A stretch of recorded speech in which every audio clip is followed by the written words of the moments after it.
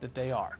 Back to you. Rich Edson, thank you very much. And for more on the debt mess, we are joined by Democratic Congresswoman Carolyn Maloney and Republican Congressman Adam Kinzinger. Great to see you both. Congressman Kinzinger, first to you, if you can. You're kind of the tip of the spear of the Tea Party in Congress. You're a young congressman, first term. A lot of Tea Party folks are disappointed with the Boehner plan, thinking that it doesn't cut enough. Are you okay with the Boehner plan? Well, look, we're going back to the drawing board a little bit because, as you mentioned, the cuts after the CBO scored weren't exactly what we wanted. So we're going to go back and Boehner's working the bill a little bit, but I'm happy with where it's looking. It's not going to be 100%. We're never going to get 100% out here, but we're moving the goalpost forward. We're moving the ball forward, I guess, towards the goal. And so looking at it, I think I'm a lean yes at this point. Representative Maloney, your thoughts? And again, it is a disappointment, certainly, that when the CBO scores both of these plans, it's kind of measly compared to what the ratings agencies on Wall Street are saying they need to see, and that's a massive $4 trillion in cuts. Well, earlier, President Obama put $4 trillion in cuts on the table, and Speaker Boehner walked away from them. But the Reid plan does cut more than the Boehner plan. It is $2.2 trillion, and it's better for the economy to have it past 2012. There's a longer period of time. All of this anxiety and indecision is hurting the markets, and we need to get this behind us and focus on creating jobs and growing our economy. By the way, Congressman Maloney, neither plan has a tax increase. The president says he wants one. Are you okay with passing something that doesn't have a tax increase in it? Well, I agree that like any business, you should look at both sides of the ledger, not only revenues, but also expenditures, and you have to balance both of them. We now have revenues are roughly 15% of our GDP, and our expenditures are 25%.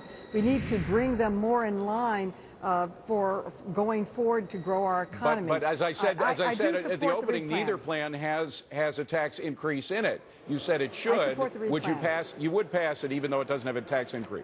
Yes, I am supporting the Reid plan. Representative Kinzinger, some people look at this, especially those who worked hard on the Simpson-Bowles plan or the Gang of Six plan, and say, what happened here? Not any revenue coming in on this, and that at some point you have to be realistic and compromise. So in a way, it looks like the Democrats, who were the ones who really wanted more revenue coming in, have made the bigger compromise by saying, okay, fine, no revenue this time.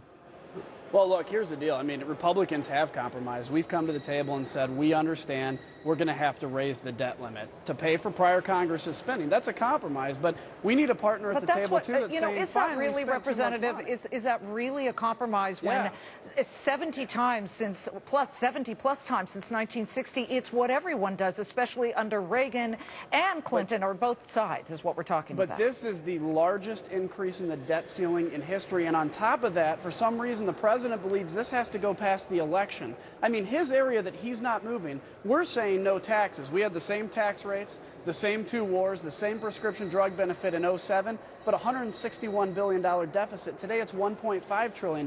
The president said he's not moving on getting it past the election because 2012 is the most important thing right now. I don't think it is. I think governing and reducing the size of government. Congresswoman, let's get very specific here. We have seen government expenses go up from 19.6% of the GDP to well over 23% of the GDP of our entire economy over the past 3 years. Should we get that number down, and to what level? Should we get back to historic levels of about 19%?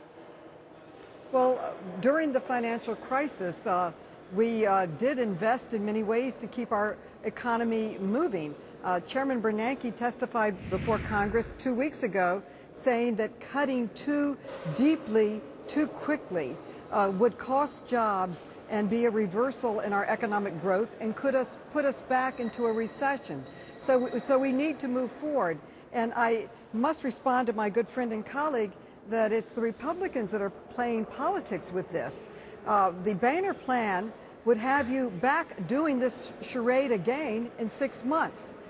We need a long-term decision so that businesses know what is happening so that we can move forward. So, Congresswoman, you're saying that Democrats aren't playing any politics with this at all? Well, I think that most economists believe that having a long-term solution is better for the economy. We'd love for and both I would of say you. that is a better decision. How about this? We'd love for both of you to come back in the next couple of days because this clock is ticking and this has been a really good discussion. And we could hear before we went on, by the way, that agreement you two were talking and getting along and having a good time. So it's clear that you can be friends and still disagree. We like that. Yeah, and there's a lot of that here. Thanks to Representatives We Carolyn. need to get this behind us and get our economy moving. I think we all agree on that. Carolyn Maloney and Adam Kinzinger, good to see you both. Thank you very much. Thank you so much. Take care. Well, the debt ceiling stalemate may not matter much to you unless